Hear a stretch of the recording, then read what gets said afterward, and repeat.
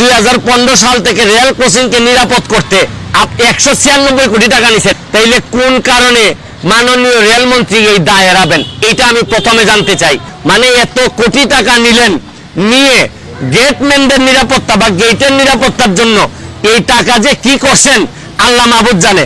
আপনাদেরকে আরেকটা কথা বলতে চাই, মাননীয় রেলমন্ত্রী আর বাংলাদেশের রেলগুলো দেখলেই দেখবেন একদম পুরাতন। মাননীয় রেলমন্ত্রীর শরীরের অবস্থা আর রেলের অবস্থা প্রায় সেম, যার কারণে দুইটাই বড় কষ্ট হইতেছে চলতে। আমি বলছি না যে মানুষ বয়স বেশি হইলেই দুর্বল হয়ে যায়, কিন্তু মনের মধ্যে যে শক্তিটা থাকতে হয় এটা আমাদের এই মাননীয় রেলমন্ত্রীর নাই। অনেক বুড়া বয়সের মানুষের মধ্যেও অনেক তারুণ্য থাকে, কিন্তু এটা ওনার মধ্যে নাই। আরেকটা জিনিস হচ্ছে গিয়ে, মাননীয় প্রধানমন্ত্রী আমাদের যাদেরকে মন্ত্রী বানাইছেন এর মধ্যে অনেকেই তারা মনে করেন যে মাননীয় প্রধানমন্ত্রী মানে এটা একটা পুরস্কার দিচ্ছেন, বাসায় বসে ছেলে মেয়ে নিয়ে সংসার করতে হবে, আর এই পুরস্কারটা 5টা বছর ভাতা মনে করে খাইতে হবে। আরে এটা তো ভাতা না, পুরস্কার না, এটা দায়িত্ব দিয়েছেন মাননীয় প্রধানমন্ত্রী। এখন আপনাদের কর্মকাণ্ডের কারণে পুরো সরকার বিতর্কিত হইতেছে, কারণ মাননীয় মন্ত্রী আপনাদেরকে ভালো মনে করে বানাইছেন। আপনারা সততার সাথে, যোগ্যতার সাথে আপনারা রেলটার সামনের দিকে নিয়ে যাবেন। খালি ইয়েস করার জন্য আপনাদেরকে বানান নাই, আলটিমেটলি ইয়েস করে দেশটার 12টা বানাই ফেলতেছেন আপনারা। আজকে যে 12টা 11টা ছেলে মারা গেছে, আমি হরফ করে বলতে পারি 11টা ছেলেই মাননীয় রেলমন্ত্রীর চেয়ে বেশি কোয়ালিফাইড। আপনারা খবর নিয়ে দেখেন, এরা বাংলাদেশের মাননীয় রেলমন্ত্রী। আমি সম্মান রেখে বলছি, আপনি আজকে মারা গেলে বাংলাদেশের খুব বেশি ক্ষতি হবে না, কিন্তু যে 12টা ছেলে মারা গেছে আপনারা একবার বিবেচনা করে দেখেন। আজকে আমার ভাই যে ছেলেটার মা বাবা জানে কি হারাইছে, একমাত্র এই ছেলেটা ইনকাম করার সম্ভাবনা ছিল, এরা জানে কি হারাইছে। গেটম্যানের মামলা দিয়ে মনে রাখেন দুনিয়াতে রাজত্ব করতেছেন। তো আপনারও তো রেলমন্ত্রী, মাননীয় রেলমন্ত্রী, আপনারও ছেলে মেয়ে আছে, ব্যারিস্টার বানাইছেন, সুরক্ষিত করছেন এদেরকে, কিন্তু কাদেরকে অরক্ষিত করে দিচ্ছেন একবার বিবেচনায় নেন। আমার কথা পছন্দ হবে না, আমারে ধ্বংস করে দেন, কিন্তু নিজেরা শুধরাই যান।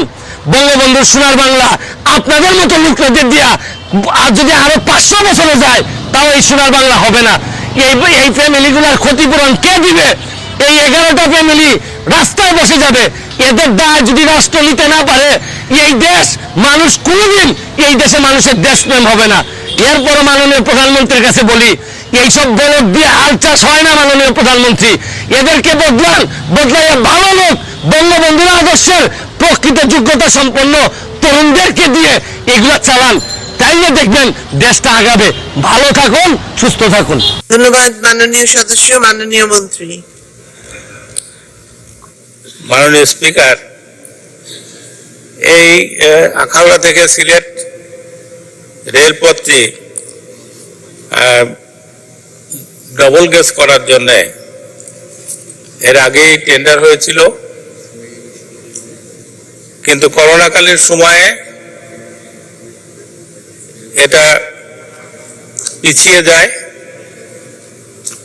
এটা নিয়ে এখন কাজ চলছে।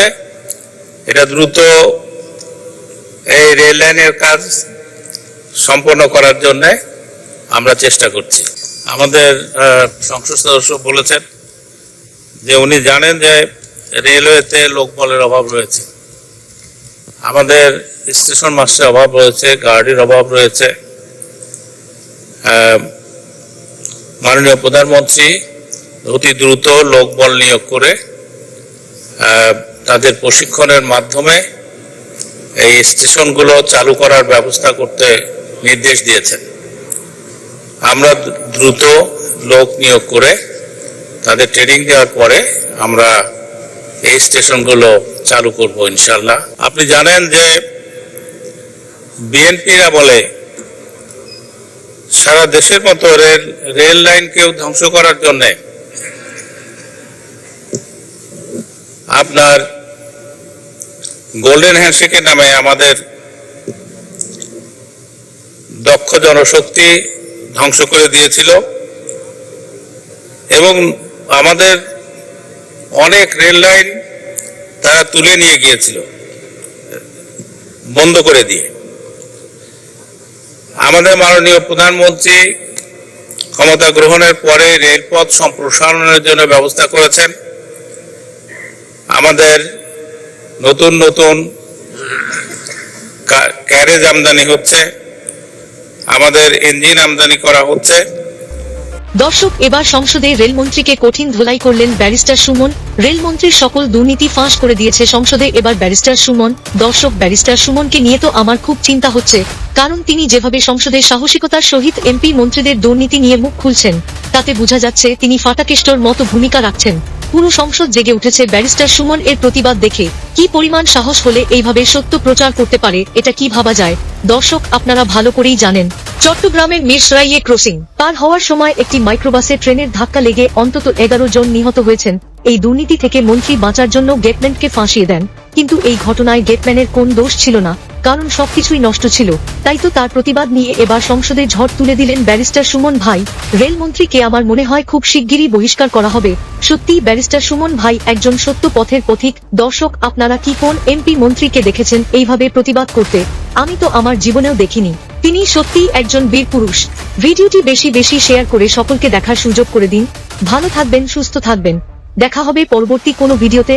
আর এই চ্যানেলে আপনি নতুন হয়ে থাকলে সাবস্ক্রাইব করে রাখুন, সবার আগে সত্য তথ্য পাবেন।